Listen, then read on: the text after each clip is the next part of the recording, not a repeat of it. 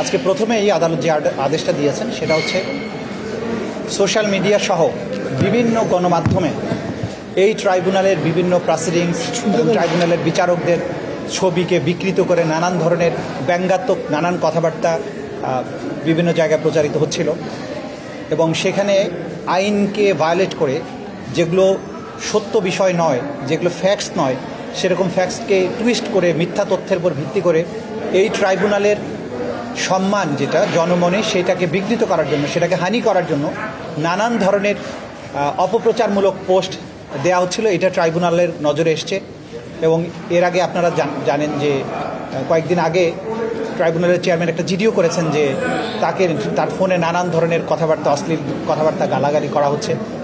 এই সবগুলো বিষয়কে সামনে নিয়ে আদালত সুমোটো অর্থাৎ নিজের থেকে আদালত স্বপ্রণোদিত হয়ে একটা আদেশ দিয়েছেন।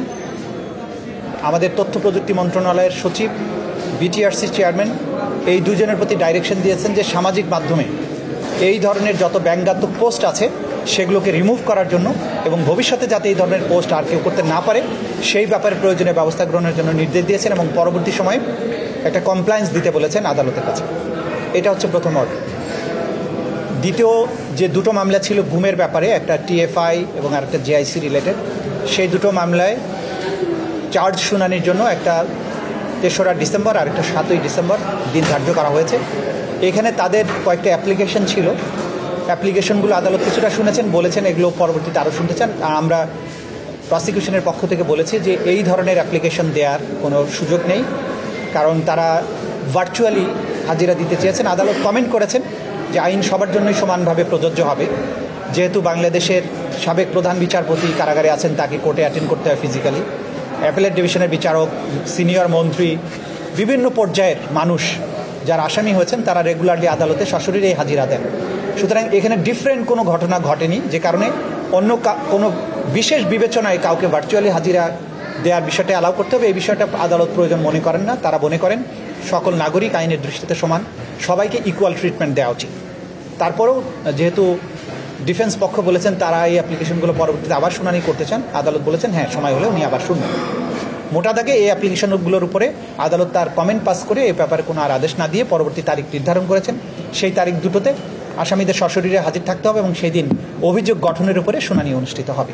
না, বিষয়টা হচ্ছে উত্তপ্ত বাক্য বিনিময়ের কিছু নেই। বিষয়টা হচ্ছে আদালতের প্রসিডিংস, এটা ওনারা অ্যাপ্লিকেশন দিয়েছেন, কিন্তু আমরা যেটা প্রশ্ন করেছি আদালতের কাছে, যে আদালতে আমরা যুক্তিতর্ক তুলে ধরেছি যে এই আদালতের কাছে যে কোনো আবেদন যদি করতে হয় তাহলে কোন আইন অনুযায়ী বা আইনের কোন বিধান অনুযায়ী, কোন ধারা অনুযায়ী আবেদন করা হচ্ছে সেটা উল্লেখ করতে হবে। তো উনি একটা ঢালাও অ্যাপ্লিকেশন করেছেন, কখনো বলছেন আমার ফোনের কল রেকর্ড মেসেজ এগুলো আমি পেতে চাই। তো ফোনের কল রেকর্ড মেসেজ উনি পেতে চান কেন, সেটার সাথে এই মামলার কী সম্পর্ক আছে? তার মামলায় এখন পর্যন্ত অভিযোগপত্র দাখিল হয়নি। তো ওনার মেসেজ এবং কল রেকর্ড যদি উনি পেতে চান ভিন্ন ফোরামে যাবেন। তো ওনার যে কোনো কিছু দরকার হলে ট্রাইব্যুনালের কাছে আসছেন, এটা আইনের বিধানের বাইরে, এটা আনহার্ড অফ। উনি একজনের কাছে একটা জিনিস পান বা একটা জিনিস চেয়েছেন, উনি দেয় নেই, ট্রাইব্যুনালের কাছে আসবেন। ওইটা পাওয়ার জন্য যেখানে যাওয়ার কথা আইনসম্মত উপায়, যে অথরিটির কাছে যাবার কথা সেখানে তিনি যাবেন। সেই জাতীয় ফেলাসাস অ্যাপ্লিকেশন উনি ফাইল করেছেন, সেগুলো আমরা বলেছি যে এই ধরনের অ্যাপ্লিকেশন এন্টারটেইন করার সুযোগ নেই। আরেকটা অ্যাপ্লিকেশন করেছেন যে ইন্টারোগেশনের সময় তারা আইনজীবী তারা উপস্থিত থাকবেন ওই রুমে। আমাদের আইনে এই ইন্টারন্যাশনাল ক্রাইমস ট্রাইব্যুনাল অ্যাক্টের কোথাও ইন্টারোগেশনের সময় তদন্তকারী কর্মকর্তার সামনে আইনজীবীকে বসে থাকার কোনো বিধান আইনে নাই।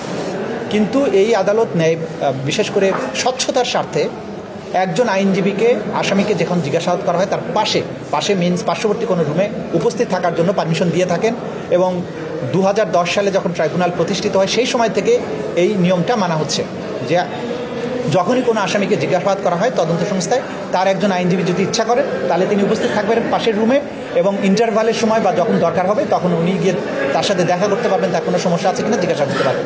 পাশাপাশি একজন ডাক্তারকেও রাখা হয় যাতে কোনো সময় যদি সেই আসামি অসুস্থতা বোধ করেন তাহলে যাতে তাকে চিকিৎসা দেওয়া যায়।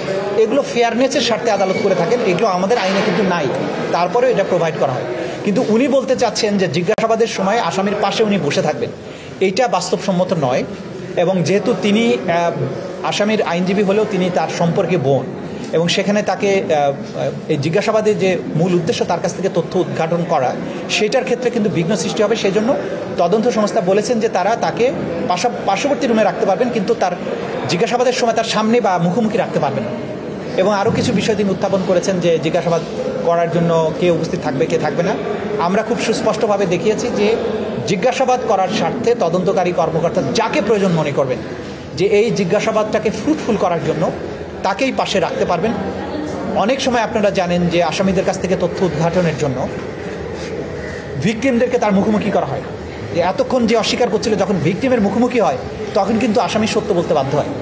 এইরকম প্রক্রিয়া তদন্ত সংস্থা ফলো করছেন, কিন্তু সেই প্রক্রিয়ার মধ্যে তিনি না গিয়ে সিন ক্রিয়েট করার চেষ্টা করেন, সবসময় তদন্তের কাজগুলোকে বিঘ্নিত করার চেষ্টা করেন, কোর্টের মধ্যে এসে আননেসেসারি অ্যাপ্লিকেশন দিয়ে কোর্টের সময় নষ্ট করার চেষ্টা করেন। এই বিষয়গুলো আমরা আদালতে তুলে ধরেছি, যেগুলো আইনসম্মত নয়, এগুলো বিচার প্রক্রিয়াকে বাধাগ্রস্ত করার শামিল।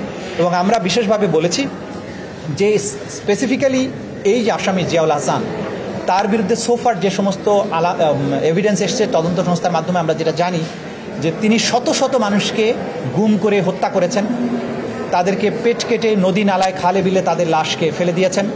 এই জাতীয় অসম্ভব শক্তিশালী এভিডেন্স আমাদের কাছে আছে।